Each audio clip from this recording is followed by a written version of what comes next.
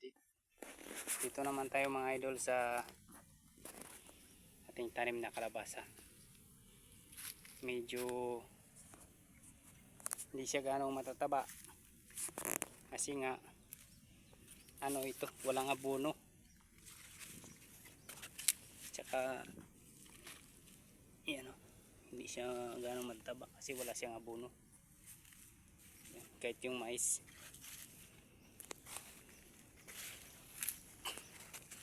Pero ina-sprayhan yan kahit pa paano. Isprayan natin yan. Pero madalang lang kasi madalang lang din yung insekto. Ito yung okra. Natuon din ito sa mataba. Yan, mga 1,000 ito na kalabasa. Bago yung linya nito ay meron ding tanim na kamote. Yan o. Kamote yan mga idol.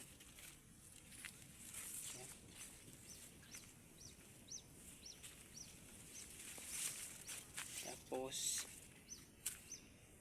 hanggang dito yan, hanggang doon sa kabila meron din doon kalabasa.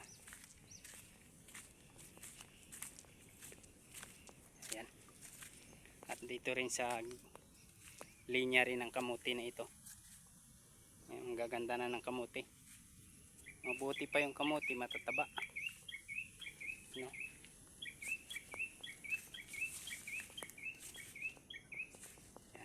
Medyo malapad-lapad din ito. Yung kalabasa tsaka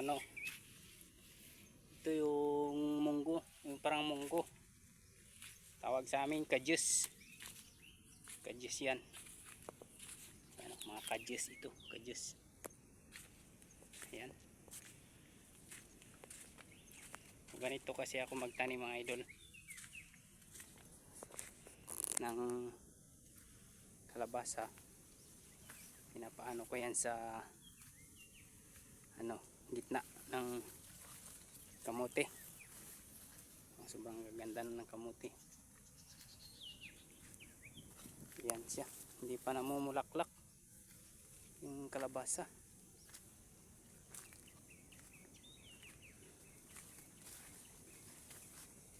Yan.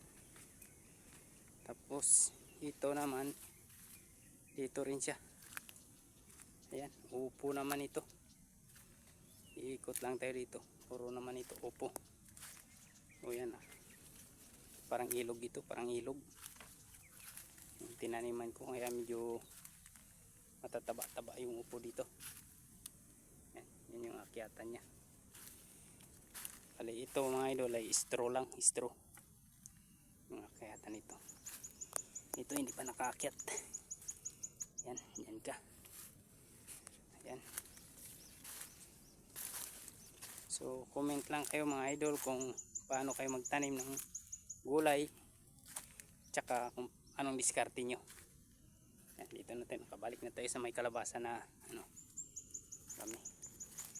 So ayan mga idol, thank you for watching.